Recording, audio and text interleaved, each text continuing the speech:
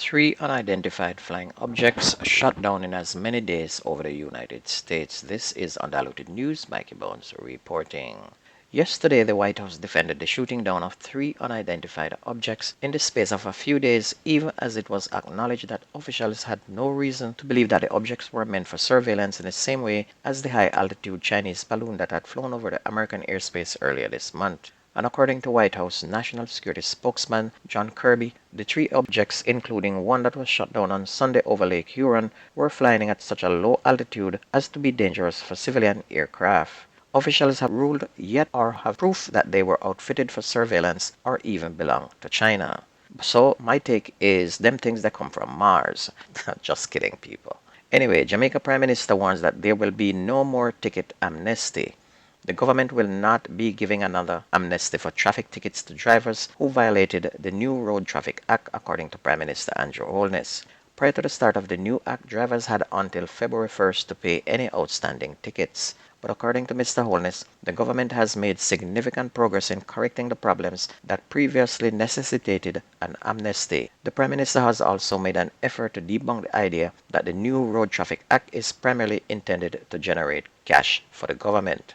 There was also a lot of pushback against a Jamaica Constabulary Force social media post that claimed that in the first 5 days that the issuance of tickets was worth close to 35 million. However, Mr. Holness said that the government had no real interest in making money from poor behavior. He said that the increased fines are actually intended to deter bad behavior and stop traffic fatalities. He said the large fine is intended to warn them not to violate, as the government is more concerned with safety than with the money. He continued. The Clarendon police said that there's an increase in the sexual assault of minors in the parish. Commanding Officer Superintendent Carlos Russell said that the situation is concerning. He's appealing to men to leave the little girls alone, adding that too many babies are being molested by adults. The senior policeman noted that in many cases, the perpetrators are not strangers to the children. In light of this, he urged mothers to be very careful who they leave their children with, since the perpetrators sometimes reside in the same household. And that's why castration and cat-o'-nine punishment needs to be reintroduced in Jamaica. Meanwhile, a college student has been charged by the police with assaulting his ex-girlfriend and detaining her against her will for 3 days inside his dorm room.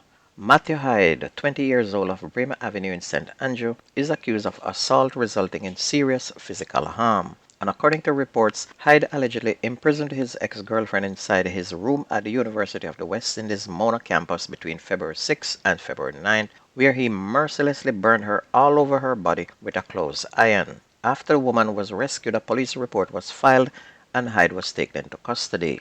Other charges may now be brought according to police as the investigation goes on. Meanwhile, the Director of Public Prosecutions planned to appeal a 4-year sentence handed down to Dennis Mundell for illegal possession of a firearm. The apparent lenient term given to Mundell has drawn criticism, especially in light of the new Firearms Act requirement that the minimum punishment for illegal possession of a firearm is now 15 years. Mundell, according to DPP Paula Llewellyn, was charged under the incorrect act. Instead of Section 5, which deals specifically with the possession of an lawful firearm and carries the minimum sentence, he was charged under Section 45. And this is what we talk about every week. The police capture lawbreakers, but when they go to court, the judge either let them go free or give them light sentences. And in connection with the murder of a businessman in Porus, Manchester in December, a mechanic from Clarendon has been prosecuted. A J. Fraser, 22 of Denby Crescent, is accused of murder, aggravated robbery, and unlawful firearm possession. And he's accused of killing Jin Zheng Yi, also known as Leo, a 39-year-old Chinese national. According to reports, Fraser was among a group of gangsters who held up and robbed Jing Zheng Yi supermarket on December 9th at about 7:30 p.m. The robbers started shooting during the robbery, killing the businessman. Alfonso Cohen, a second male, died in that incident as well. A 27-year-old man was killed in Liberty Valley in Brownstown, St. Anne on Saturday. He has been identified as Nicolio Campbell. Reports are that sometime after 9 p.m., Campbell and 2 other men were standing on the roadway when a man approached and opened fire at them. Campbell was rushed to hospital where he was pronounced dead. The shooter escaped. A St. Thomas police officer was shot and killed yesterday afternoon, and the situation is currently under investigations. According to information, District Constable Mark Antonio Forsyth was shot by unidentified assailants around 3 o'clock while responding to complaints of a disturbance in York's Seafort neighborhood. He was taken to the Princess Margaret Hospital where doctors declared him to be dead. Now, this is a policeman with a gun going to investigate a disturbance, and they killed him. Think about a man on the street with no firearm. He's at the mercy of these criminals. And if you can't bring hanging back, then there should be no law-abiding citizen over 21 in Jamaica without a gun. Another alleged gunman bite the dust. Gunmen shot and killed a known gunman in Old England, Manchester on Monday morning, and he was a suspect and person of interest in a number of murders, shootings and robberies that took place in Manchester and St. Elizabeth. Shot to death was Aldo Scott, also known as Chukum, and he was said to be a prominent criminal in South Central Jamaica who repeatedly avoided capture, according to the police, who identified his body. About 1:30 p.m., residents of Old England heard loud explosions and called the police. When the police team arrived at the scene, they identified the shooting victim as Scott. He was taken to hospital where he was pronounced dead. Onto cricket. The West Indies, after a destructive spell from left-arm spinner Gudakesh Motie, enabled them to dismiss Zimbabwe cheaply in the first test on Sunday, and it was brutal as Zimbabwe were dismissed for only 115 runs, with Motie taking 7 wickets for 37 runs. And that sounds like back in the 60s and the 70s when the West Indies team was good and everybody used to walk around with a radio over your shoulder or one clapped to your ears. Last night the West Indies were 290 for 8, and early this morning they were all out for 292. Zimbabwe now at bat are 49 for 2.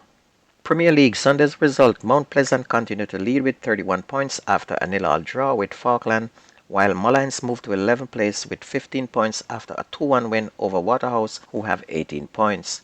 Harbourview jump into 4th place after a 1-0 win over last place Chapelton, who only have 3 points and staring relegations in the face. Arnett Gardens jump into 2nd place with 27 points, sending Cavaliers 26 points into 3rd with a 2-1 beating. 7th place Portmore on 18 points had a tame 1-1 draw with Montego Bay United, who are on 17 points. While last night 9th place Tivoli with 17 points and Vere 14 points played to a 0-0 draw. Humber Lions 24 points move into 4th spot after edging Dunbeholden 2-1. And Dunbeholden with 19 points now drop into 6th place. And if you missed the news on this radio station, please go to YouTube and type in Ja American Undiluted News. Listen, like, share, and subscribe to keep it going. And that's going to be news and sports on your favorite radio station. My name is Mikey Bones. Have a wonderful day. I gone.